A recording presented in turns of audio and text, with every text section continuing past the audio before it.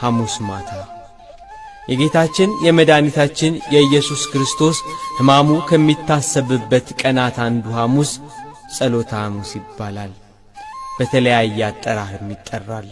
አረንጓዴው ሐሙስ፣ የነጻነት ሐሙስ፣ ትእዛዘ ሐሙስ፣ ምሴተ ሐሙስ።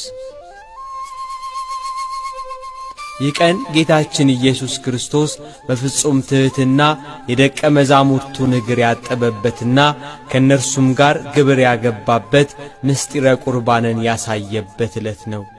ጸሎተ ሐሙስ። በኪሩቤል ትከሻ ጸንቶ የሚኖር አምላክ ከደቀ መዛሙርቱ ጋር በመሶብ ዙሪያ እራት ለመብላት አብሮአቸው ተቀመጠ እያለች ቤተ ክርስቲያን ትዘምራለች።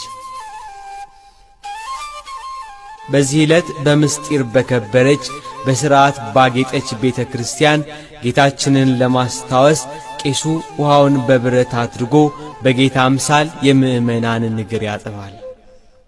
ከጸሎተ ሐሙስ በበነጋው የስቅለቱ መታሰቢያ ዕለት ነው። በዚህ ዕለት የጌታችን ሕማምና ሞቱን የሚናገሩ መጻሕፍት ይነበባሉ፣ መዝሙራት ይዘመራሉ። ሕዝቡ ሁሉ የጌታን ሕማምና ሞት እያሰቡ ክርስቶስ ለእኛ ያደረገውን መከራ እየተዘከረ ይሰገዳል።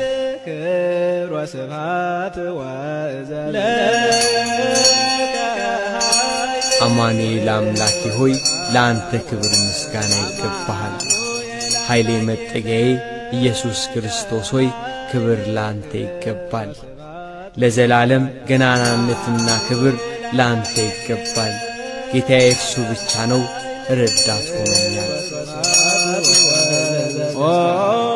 ለአምላክ ምስጋና ይገባል፣ ለሦስትነቱ ምስጋና ይገባል፣ ለመንግሥቱ፣ ለመከራው፣ ለሕማሙ ምስጋና ይገባል እያለች ቤተ ክርስቲያን ትሰግዳለች። በክርስቶስ ሕማምና መከራ ደስ ያለን ሆኖ አይደለም፣ በመከራው ክብርን በሞቱ ሕይወትን አግኝተን ነው እንጂ።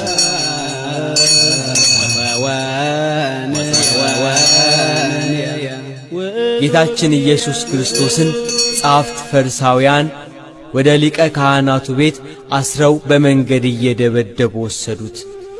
ኀጢአት ያልሠራ ባንደበቱ ሐሰት ያልተገኘበት እርሱን እየደበደቡ ወሰዱት። አይሁድና ሰዱቃውያን ሁሉም የስህተት ምክንያት ፈልገው በተፈታተኑት ፈተና ሁሉ በጌታችን አንደበት ሐሰት አልተገኘም ነበር። ይልቅ የአንደበቱ መከናወን የእጆቹ